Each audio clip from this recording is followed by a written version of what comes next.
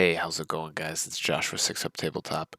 I'm doing this video today painting the Isengard faction for War of the Ring. This was a recent present of mine, and super excited. It's a very highly ranked board game, so yeah, we'll be painting the Isengard pieces. Appreciate you guys sticking along, and let's get into it. So yeah, here we have there's a couple different pieces that come with the Isengard. For the elite units represented in the game, there's the Warg Riders, and then you have the Isengard Uruk Hai. Those are just their normal troops. And then the leader of Isengard, we have Saruman himself. And there he is. So we'll be starting off painting the Uruk Hai, and we will get straight into it.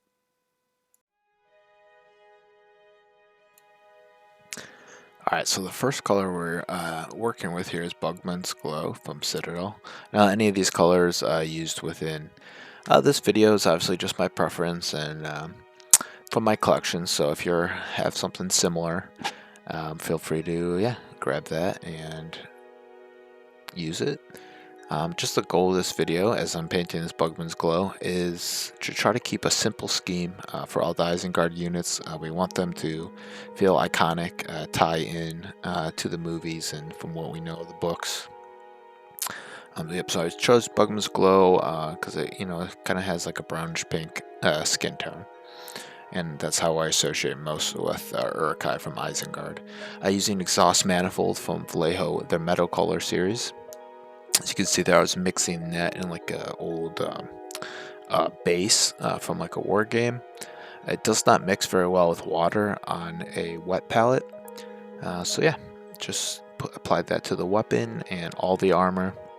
Like I said, there's tons of things we could do to upgrade the scheme if we really wanted to, but in the total of the box, there's a couple hundred miniatures.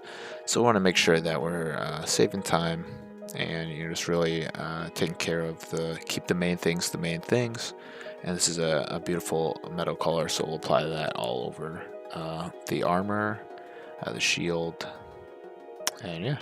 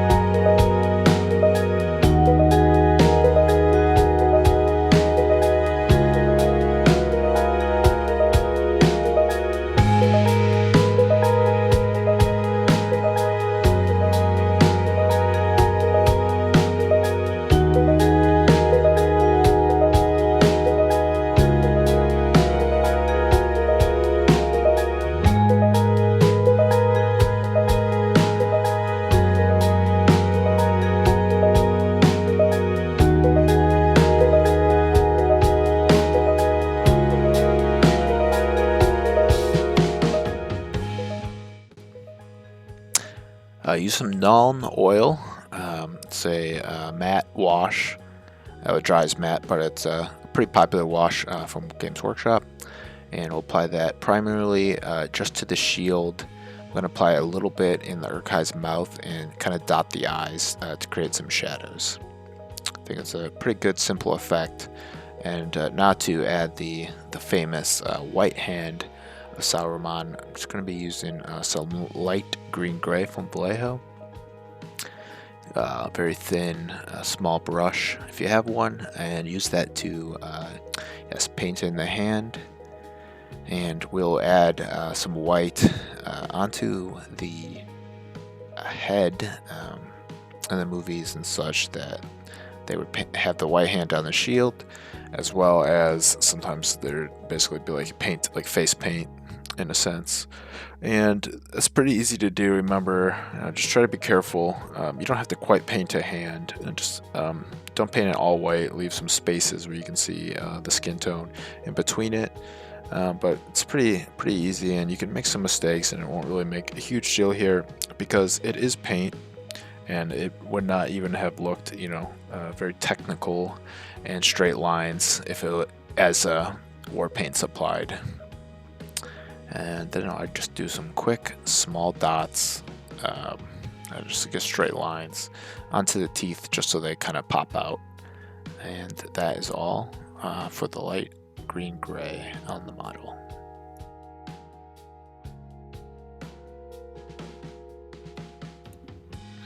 With that being said, we'll finish up our Uruk Hai and we'll move on to our warg. So I'm using Agros Dunes as a contrast paint. Previously, I had these models and I did kind of apply a zenithal on them.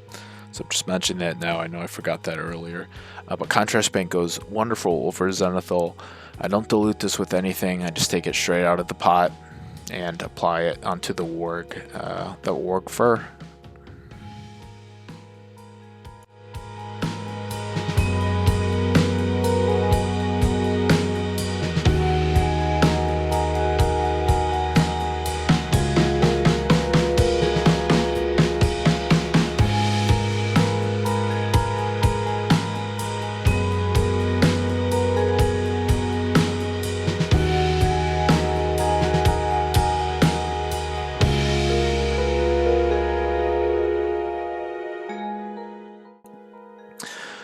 As the dune color is drying, I'm going to be adding gargaraks sewer and kind of just doing a very, very basic wet blend on the head and on the feet of the warg.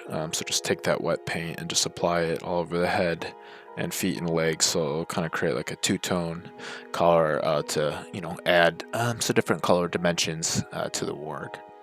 For the body of the Warg Rider, I'm using khaki. I painted some of the other Warg Riders, maybe with a little bit more brown, a little bit more green, kind of just your preference for your orc skin color. So yeah, whatever works for you is great here.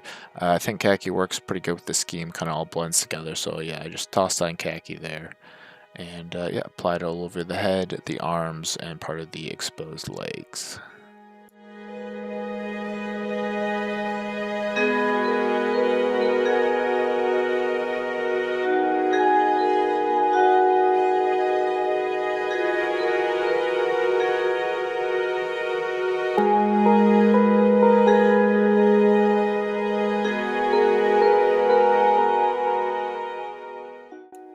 Sticking with gargaraks sewer, the color we used to blend into the warg flesh.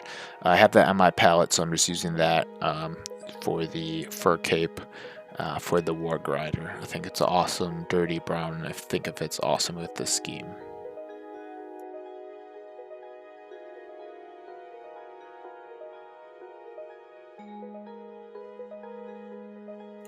Sticking with the simple colors, simple route, I go with Vallejo Metal Color Black, awesome black color, and be painting basically the shoes on its feet, any of the chest armor, and some of the leg wraps it has, and the hair, kind of a top knot kind of deal. That will take care of the main body of the Warg Rider.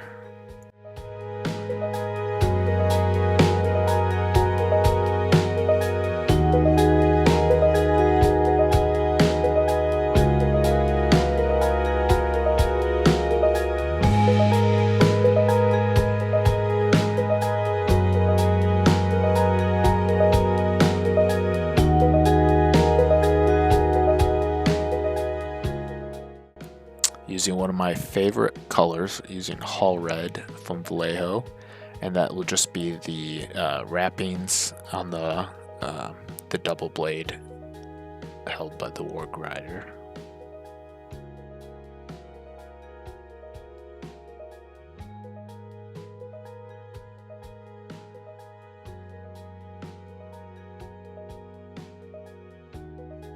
Here we can use the metal color we were using earlier if you have it.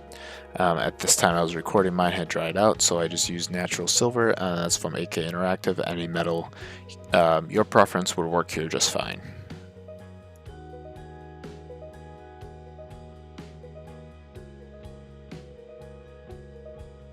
With that, the Warg Rider is completed, and moving on to the leader of the Isengard faction, Saruman. As I did have the Zenithal painted, I'm going to change the color of white a little bit to keep it away from a pure white. I'm going to be adding, in this case it kind of brightens it, but I'll be using ivory, and I think that's just an awesome color, so I apply that anywhere that there are robes on the model.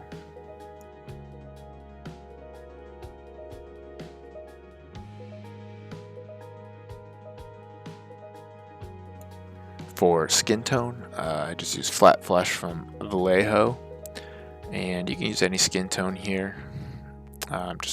Something that's just flat, easy to use. Just apply that to the face, and then Saruman also has one hand holding the staff, so I'll apply that fleshed tone to that as well.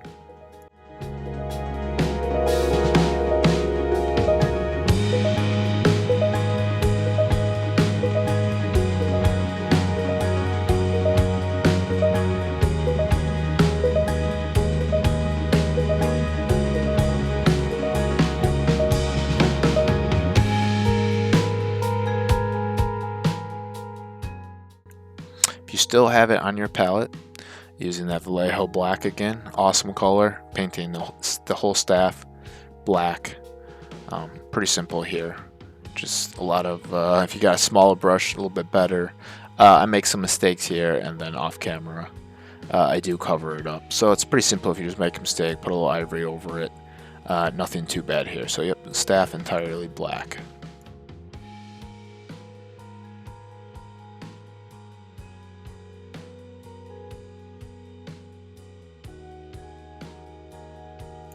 Not really blending here, but this is Dawnstone from Citadel Games Workshop, and I want to add a little bit of gray into the beard here. Some of the footage got cut off as I'm painting at the very bottom of what my camera was recording. So I water it down, I add a little bit of gray into the beard so that there's some white and gray. That creates like the base foundation layer of the gray. I also add a little bit of eyebrows and paint his mustache with a little bit of gray as well. Just add some complexity, a little bit of tones into the hair color. Moving on, Vallejo Model Color White. Love this color.